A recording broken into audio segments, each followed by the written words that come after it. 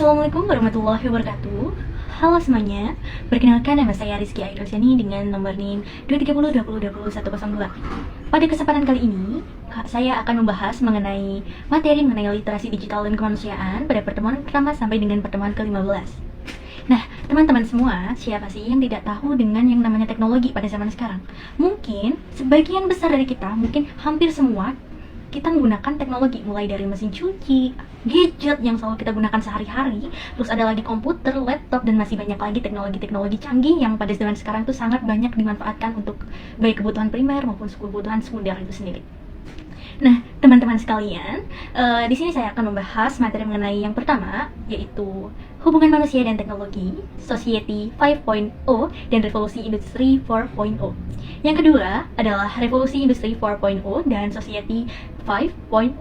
Yang selanjutnya atau yang ketiga adalah dampak positif kemajuan teknologi digital. Yang keempat adalah dampak negatif perkembangan teknologi digital. Yang kelima adalah IoT dan Big Data. Yang keenam adalah Big Data. Yang ketujuh itu adalah e-commerce. Yang kedelapan adalah etika dalam dunia siber. Yang kesembilan adalah pemanfaatan internet secara bijak. Yang ke-10 adalah media dan hoax serta aturan hukum dalam kehidupan dunia digital. Dan yang selanjutnya itu adalah mengenai UU ITE. Mengenai UU ITE ini menyangkut dengan penyalahgunaan teknologi. Yang selanjutnya adalah dampak dunia online dalam kehidupan sehari-hari. Baik, di sini saya akan membahas mengenai satu persatu materi yang telah saya sebutkan tadi. Hubungan manusia dan teknologi. Teman-teman semua, kita bisa membayangkan bagaimana apabila kita tidak memiliki teknologi atau tidak mengetahui teknologi. Mungkin terdapat dampak negatif, ada juga dampak positif dari itu. Tapi teman-teman semua, kita harus bijak menggunakan teknologi. Mengapa demikian? Apabila kita terjerumus dalam teknologi itu, maka akan merugikan diri kita sendiri. Teman-teman sekalian, apabila di dunia ini atau bahkan di negara kita tidak ada teknologi canggih, justru kita akan menjadi negara yang paling terbelakang. Mengapa demikian? Karena negara-negara di luar sana telah menggunakan teknologi-teknologi canggih. Seperti apa saja? Yang pertama ada robot, yang kedua itu ada gadget, yang ketiga adalah mesin-mesin yang mungkin telah lebih canggih dari negara kita. Nah, apabila negara kita tidak menggunakan teknologi, bagaimana bisa mengalahkan negara-negara lain? Kita harus memiliki kecerdasan dalam berteknologi. Teman-teman semua, teknologi itu berdampak positif dan berdampak negatif. Itu tergantung bagaimana cara kita menggunakannya. Apabila kita menggunakan dengan cerdas dan bijak, maka kita akan memperoleh keuntungan dari si teknologi itu sendiri. Namun, berkebalikan apabila kita menggunakan teknologi dengan cara yang salah atau dengan cara yang merugikan diri kita sendiri, mungkin diri kita sendiri akan yang rugi gitu loh. Jadi harus 5 to 5, harus saling mengerti bagaimana caranya mengolah teknologi itu sendiri dan tidak menyalahgunakan teknologi itu sendiri. Nah, untuk penyalahgunaan teknologi bahkan sudah dibahas dalam UU ITE bahwa penyalahgunaan teknologi itu memiliki hukuman-hukuman tersendiri, teman-teman semua. Yang selanjutnya adalah Revolusi Industri 4.0 dan Society 5.0. Teman-teman semua, teknologi semakin berkembang seiring perkembangan zaman. Revolusi industri itu memiliki 5 hal yang harus diketahui atau 5 perkembangan, yaitu yang pertama adalah 1.0, yang kedua adalah revolusi industri 2.0, yang ketiga adalah revolusi industri 3.0, yang keempat adalah revolusi industri 4.0, dan yang kelima adalah society 5.0. Rekan-rekan semua, mungkin kalian sudah tahu apa itu revolusi industri. Revolusi industri merupakan hal-hal yang selalu berkembang seiring perkembangan zaman mengenai teknologi. Nah, teman-teman, revolusi industri ini selalu berkembang yang asalnya menggunakan tenaga otot. Nah, sekarang kita menggunakan mesin sebagai bahan apa? Bahan bekerja dan lain sebagainya. Nah, revolusi industri 1.0 yaitu terjadi pada abad ke-8. Nah, dalam hal ini revolusi 1.0 ini itu didahului oleh James Watt, di mana James Watt ini menemukan mesin uap yang sebelumnya itu mesin itu tuh digunakan, sebelum adanya mesin itu tuh bekerja itu menggunakan tenaga, otot, pikiran, dan juga bisa menggunakan sumber daya dari alam itu sendiri. Tapi berkat adanya mesin uap ini itu memudahkan kita semua dalam bekerja, terutama dalam hal kemesinan, dalam hal pembuatan yang membutuhkan hal-hal mesin, yang membutuhkan hal-hal berat, itu justru membantu kita semua untuk menyelesaikan pekerjaan. Yang selanjutnya adalah revolusi 2.0. Revolusi 2.0 ini revolusi yang dimulai pada tahun 1913 yang dapat ditandai dengan lahirnya tenaga listrik oleh Nikola Tesla dan Thomas Alva Edison. Nah, teman-teman semua, kita bisa membayangkan bagaimana jika kita tidak memiliki listrik atau dunia ini tidak ada listrik. Bagaimana? pasti tidak bisa dibayangkan kan? Karena apa? Karena kita sangat membutuhkan listrik. Mungkin pada zaman dahulu kita tidak membutuhkan listrik, mungkin dengan kamar dip lilin dan lain sebagainya. Namun teman-teman, seiring perkembangan zaman, di mana zaman ini semakin berkembang seiring waktu yang berkembang ini, justru kita sangat membutuhkan yang namanya listrik. Teman-teman, banyak sekali kegiatan yang membutuhkan listrik. Apalagi pada zaman sekarang, zaman literasi digital.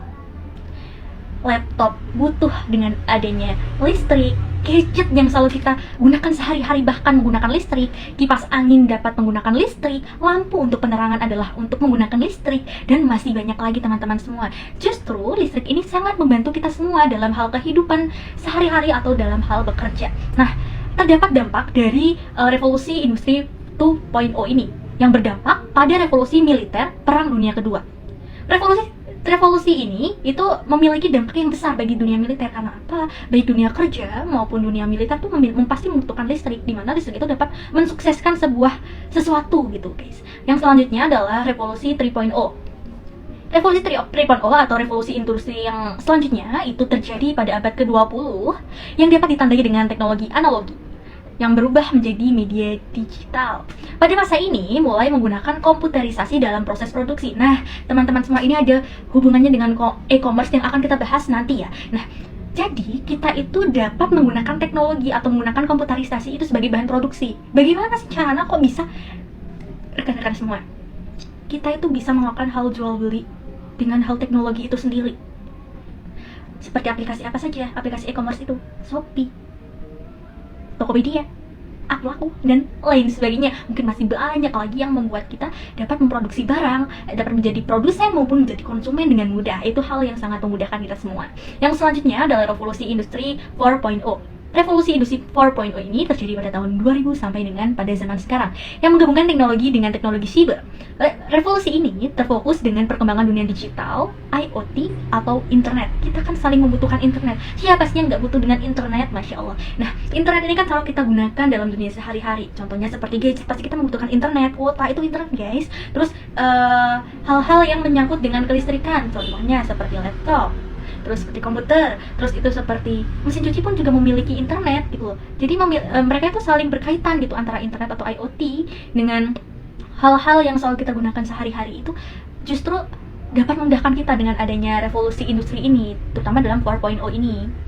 Baik, untuk yang selanjutnya itu ada revolusi 5.0 atau dapat kita sebut dengan Society 5.0. Nah, teman-teman semua, sebenarnya revolusi industri 4.0 dengan 5.0 ini tuh memiliki kesamaan. Banyak kesamaan diantaranya itu berpusat pada manusia. Nah, lalu apa sih perbedaan di antara 4.0 dengan 5.0 ini? Rekan-rekan sekalian, jadi perbedaannya 4.0 dan 5.0 adalah 4.0 itu lebih menekankan pada bagaimana sih pekerjaan itu dilakukan secara otomatis atau optimal. Yang selanjutnya itu kalau misalkan 5.0 itu menekankan pada bagaimana mengoptimalkan waktu bekerja atau tanggung jawab jam kerja mereka. Baik, itu untuk materi mengenai revolusi industri 4.0. Nah, sekarang kita masuk dalam dampak positif kemajuan teknologi digital. Dampak positif dari adanya teknologi itu bersifat real atau bersifat kenyataan dalam kehidupan sehari-hari, baik kehidupan individu maupun kehidupan masyarakat itu sendiri. Dampak positif teknologi ini dapat kita lihat secara terang-terangan. Nah, maksudnya bagaimana? Kita sendiri menggunakan gadget itu kan memiliki banyak manfaat. Apalagi nih, kita seorang mahasiswa, di mana seorang mahasiswa kan pasti membutuhkan apa itu teknologi, seperti laptop, seperti gadget contohnya, ataupun seperti hal-hal lainnya yang menyangkut tentang IoT, siber, internet, dan lain sebagainya. Selain itu, apabila kita masuk ke dunia eksternal dari pendidikan, kita kan juga memiliki hal-hal yang diperlukan dalam hal teknologi. Nah, dampak positif teknologi yaitu menyadarkan potensi perkembangan teknologi yang semakin maju dan berkembang seiring perkembangan zaman. Teknologi dapat menimbulkan implikasi bahwa ia itu dapat berkaitan dengan perkembangan pembelajaran sepanjang hidup. Teknologi juga dapat menjadikan hidup berdampingan dan bijak dalam memanfaatkan teknologi. Selain itu pula, teknologi dapat memberikan kemudahan dalam beraktivitas sehari-hari yang tidak terlepas dari dunia masyarakat. Maksudnya bagaimana? Rekan-rekan sekalian, kita sangat memanfaatkan teknologi itu dengan baik, insya Allah.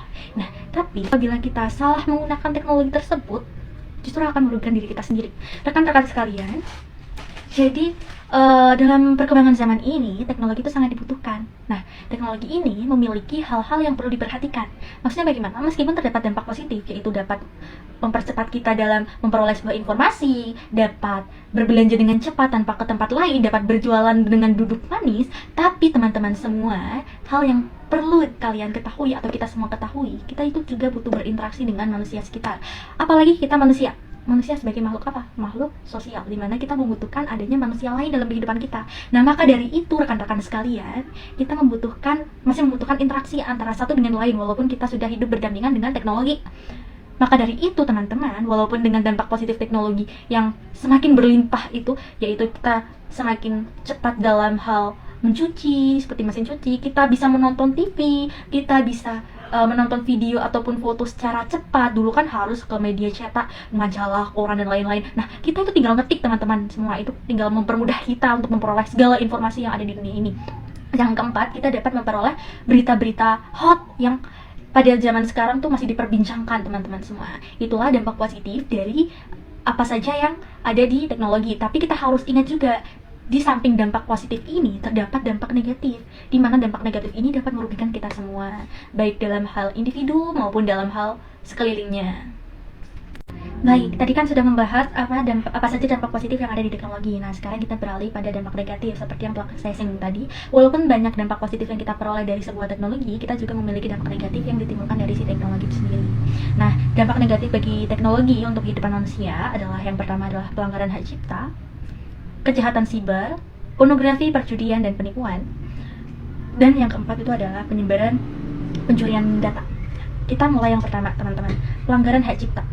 Pelanggaran hak cipta ini seperti pembajakan pada software, penggandaan tanpa seizin pembuat karya, dan lain sebagainya, teman-teman semua. Pelanggaran hak cipta ini sangat berbahaya. Maka dari itu kita perlu bijak dalam menggunakan hal-hal yang menjurus pada hak cipta ini sendiri. Nah, yang kedua adalah kejahatan siber.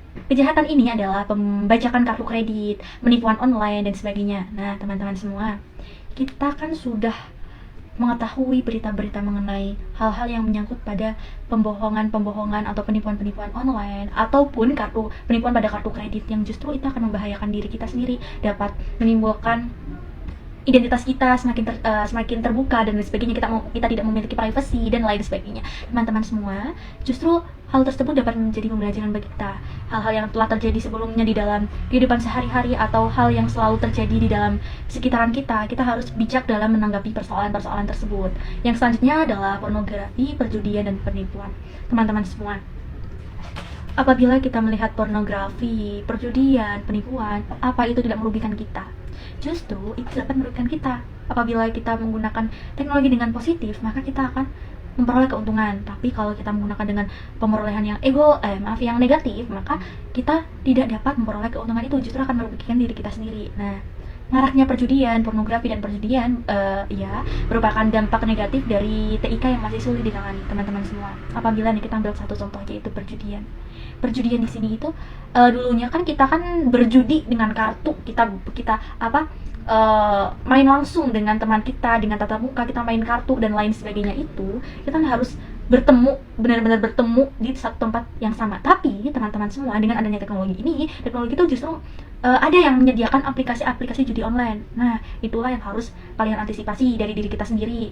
Kita harus lebih bijak bagaimana sih cara kita mengolah uang, bagaimana sih cara kita cerdas dalam menggunakan teknologi dan lain sebagainya. Padahal apabila kita menggunakan uang tersebut bukan untuk berjudi, tapi untuk berjualan dengan di aplikasi e-commerce yang telah disediakan, justru akan menguntungkan kita semua, teman-teman semua. Yang selanjutnya itu adalah pencurian data. Pencurian data merupakan program komputer yang sifatnya mencari kelemahan pada software. Penyamaran malware dapat digunakan untuk membobol dan merusak sistem operasi. Nah, teman-teman, itu justru dapat membahayakan pada data kita sendiri. Contohnya adalah virus dan lain sebagainya. Itu kan justru akan membuat hal-hal yang negatif, baik untuk kita sendiri maupun untuk orang lain, baik untuk individu maupun untuk sosial dan lain sebagainya. Teman-teman semua, setelah membahas mengenai dampak positif dan juga dampak negatif dari teknologi, kita menuju pada IoT. Teman-teman semua, di sini saya akan menjelaskan apa itu IoT. IoT merupakan jaringan satu objek yang dapat dikoneksikan di seluruh dunia. Teman-teman, IoT ini sangat canggih, di mana IoT ini menggunakan teknologi robot. Seperti apa contohnya? Seperti CCTV. CCTV kan dapat mengawasi apa yang ada di sekitaran kita yang perlu kita awasi. Terus itu ada lagi menghidupkan dan mematikan AC melalui remote pintar. Itu kan hal-hal yang sangat membantu kita. Terus lampu, kunci elektronik, alarm dan lain sebagainya itu merupakan IoT teman-teman semua. Itu sangat bermanfaat untuk kita dan selalu kita manfaatkan di kehidupan sehari-hari kita. Baik teman-teman semua, untuk yang selanjutnya adalah mengenai Big Data. Big Data ini merupakan suatu konsep teknologi yang membahas mengenai suatu informasi dan juga bisnis modern. Jadi di sini itu dapat dimanfaatkan untuk hal-hal yang berbisnis teman-teman semua. Selanjutnya yaitu mengenai e-commerce. E-commerce merupakan penggunaan internet dan web untuk transaksi bisnis. E-commerce merupakan komersial yang diaktifkan secara digital di antara organisasi ataupun individu. Teman-teman semua, tadi kan sudah saya singgung sebelumnya, yaitu ada yang namanya e-commerce. E-commerce ini itu digunakan untuk penjualan atau pembelian online. Teman-teman semua pasti tidak asing dong dengan itu. Justru hal-hal tersebut yang selalu kita lakukan apabila kita malas untuk mendatangi toko. Teman-teman semua, kita telah dimudahkan loh dengan yang namanya teknologi itu. Dengan adanya aplikasi e-commerce ini sendiri, itu kita dapat memesan barang dengan mudah dan cepat, dan kita itu barangnya diantar oleh kurir di depan rumah kita sendiri. Jadi kita tinggal menerima dan membayar. Sudah clear. Nah, aplikasi-aplikasi e-commerce ini seperti contohnya adalah Shopee, Tokopedia, dan aplikasi-aplikasi lainnya. Masih banyak lagi aplikasi-aplikasi e-commerce yang dapat kita peroleh peruntungannya, teman-teman semua. Teman-teman semua, kita beralih pada etika dunia siber.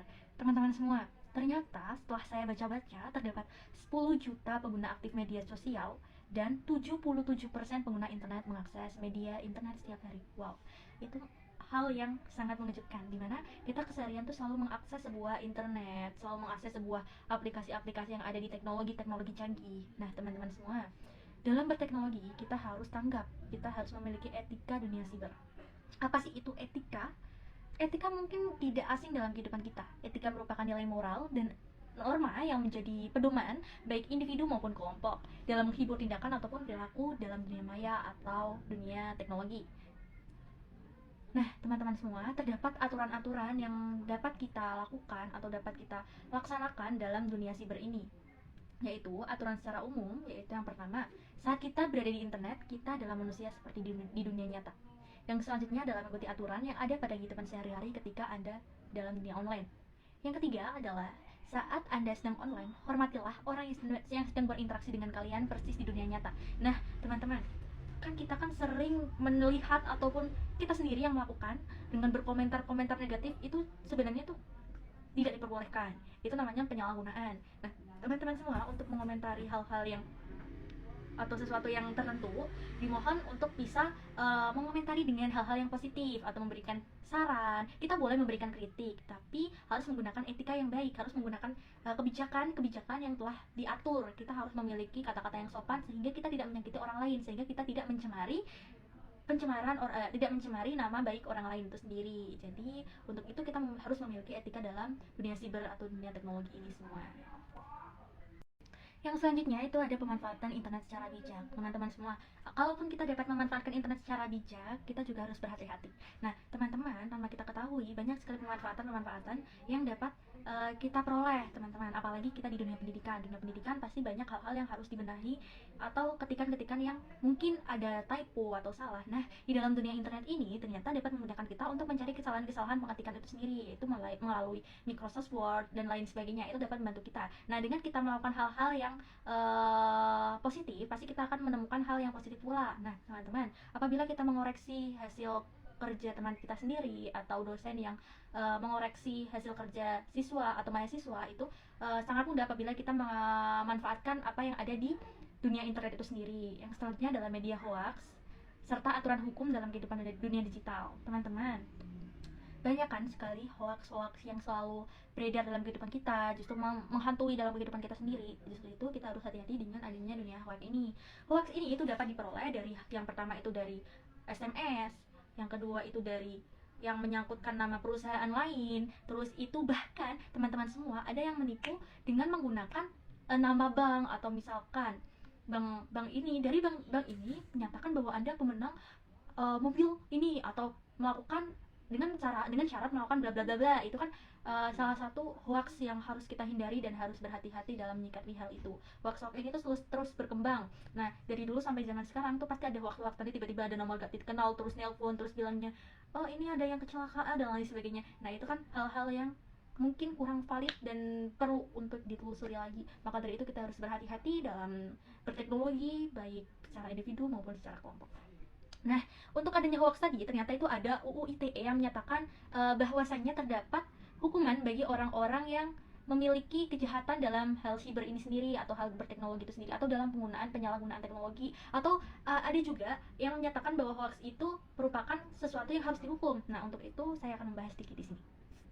Teman-teman semua, judi online itu ternyata itu memiliki dicatat dalam UU ITE loh, yaitu pada pasal 27 ayat 2 yang berbunyi setiap orang dengan sengaja dan tanpa hak mendistribusikan atau mentransmisikan dan membuat dapat diakses informasi elektronik dan atau dokumen elektronik yang memiliki muatan perjudian. Di sini memiliki hukuman, yaitu hukumannya apa? Setiap orang yang memenuhi unsur sebagaimana yang dimaksud dalam pasal 27 ayat 1 dan ayat 2 bahkan ayat 3 dan ayat 4 dipidana dengan penjara paling lama 6 tahun dengan denda paling banyak 1 miliar rupiah. Wow, itu sangat-sangat merugikan diri kita sendiri apabila kita bermain judi online atau justru kita yang membuat perjudian online itu sendiri. Itu sangat-sangat udah dosa, masih dipenjara, masih didenda. Itu kan sangat-sangat Masya Allah merugikan kita sendiri. Yang selanjutnya itu juga ada yang menyatakan, yaitu pasal 28 ayat 1 contohnya, waspada modus baru penipuan. Ini tentang penipuan, yaitu yang berbunyi setiap orang dengan sengaja dan tanpa hak menyebarkan berita bohong dan menyesatkan yang mengakibatkan kerugian konsumen dalam transaksi elektronik.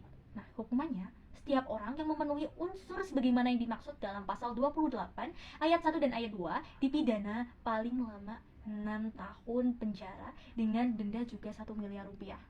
1 miliar rupiah di penjara 6 tahun paling banyak.